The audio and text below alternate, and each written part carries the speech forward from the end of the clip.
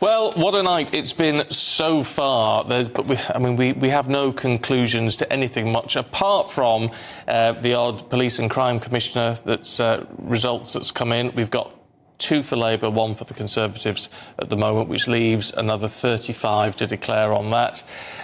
We've got another 70 councils to declare all their seats at the moment. But one thing we do know is, of course, the parliamentary by-election, which was Blackpool South. Scott Benton, who was there for the Tories, had to go, and he's been replaced now by Chris Webb for the Labour Party with a huge swing. But what about reform in all of this? They were hoping to come in second. They didn't do it. Let's talk to their MP for Ashfield, Lee Anderson, who joins us now. Good to see you this morning. What do you make of this? I mean, it's sort of close but no cigar, isn't it? It's very close to it. Let's be honest, it's been a good night for Labour. It's not been a very good night for the Conservative Party, but to get 16.9% in the by-election in Blackpool is absolutely fantastic. It's our best ever by-election result. I was thinking about 15, 16%. Just 100 or so votes behind the Conservative candidate. You know, with a few more resources and a little bit, more campaigning. Maybe if we got more bodies up there, we'd probably hit the Tories on this one. But we're making massive strides. I mean, when you look at our polling from 2 or 3 years ago, we was on 3 or 4%. And now we're getting, 17% nearly in a by-election, 30-odd% up in Sunderland in one of the council wards there. So we're on the up. The trajectory on our poll rating is going up. The Conservative Party is coming down. We've sort of met in the middle in areas like mine, in the Midlands and in the North, and we're only going one way, and the Conservative Party are going another way. So come the election, we'll be ready. So going ahead, is this the plan, to just try and damage the Tories as much as possible in the general election? Because, Lee, until recently, you were, of course, the Tory deputy chairman. So just wondering personally how it feels that you clearly damaged the Tories in Blackpool South and helped Labour give them their victory. Look, Ellie, I'm in this job to make our country a better place to live and work in and bring up our children, our families, whatever. Look, politics is a brutal game. You know, there are winners and losers in every election. And when I stand for election in Ashfield this year, somebody's going to lose. There's going to be 4 or 5 people lose. It could be me. I think I'll probably win. But, we do this job for a reason. And there's no time for sentiment. Yes, some of my colleagues in the Conservative Party will lose their seats, and many of those will be friends of mine. And I'm still friends with them, and I will still be friends with them after the election. But that's the game we're in, Ellie. It's quite brutal. You need to be polling the sort of 20% mark, according to our very own Nigel Nelson in the studio. You need to be hitting that 20% mark in order to start pulling in seats, right? Which is clearly what any political party wants. Is the only way to do that to bring in Nigel Farage? Well, I mean, it's not very often Nigel Nelson gets his facts right. But on this one, he is spot on. If we get like the 20% and above, that's when we start winning seats in Parliament. Now, I'm being flippant there with Nigel. He's a great man. But look, if Nigel Farage, I keep getting asked the question, is he coming back? I don't know. It's up to Nigel. And we have spoken to him about it. He's keeping his cards close to his chest, if you like. But it's all about timing with Nigel. If he did come back in some capacity, there would be a massive boost for the Reform Party. And that's when the Conservative Party will really start to worry. And let me tell you this as well. In some of the red wall seats in the North, the Labour Party will be worried as well, because Nigel goes down pretty well in these areas.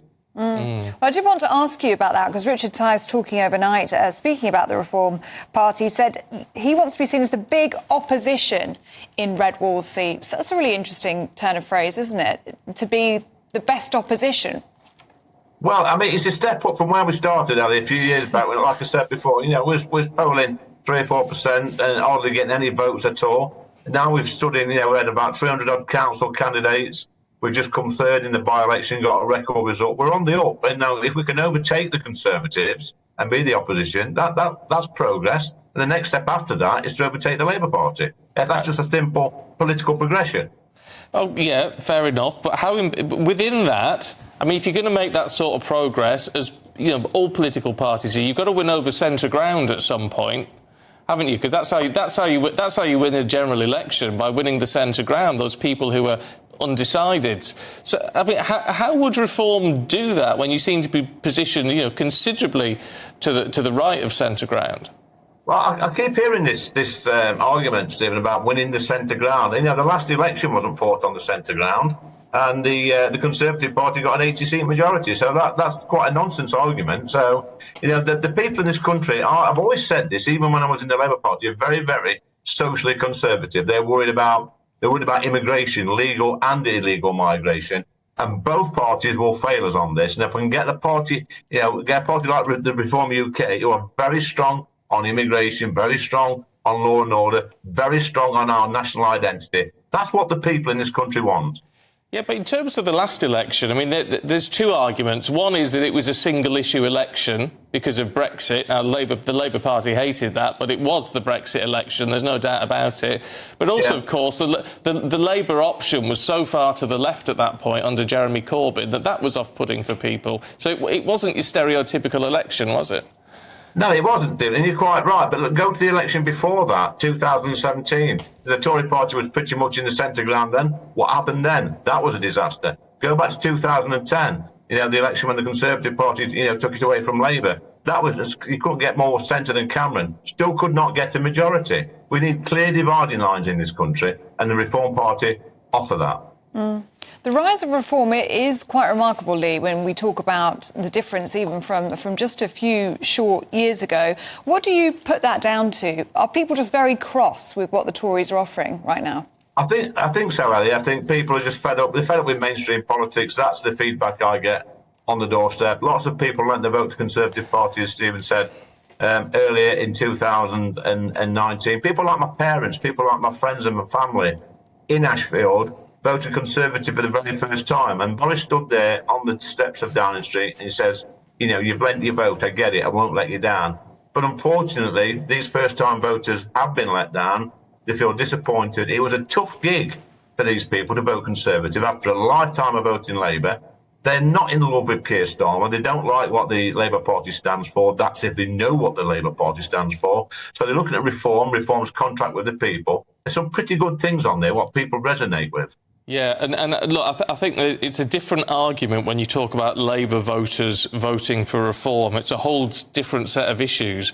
But on the Tories who are tempted to reform, and there's lots who email in and watch and listen to GB News, at what point does it become a real support, or how much of it is, and the Lib Dems had to put up with this for a long time, the idea that it was just a protest vote because they're so angry at the Conservatives?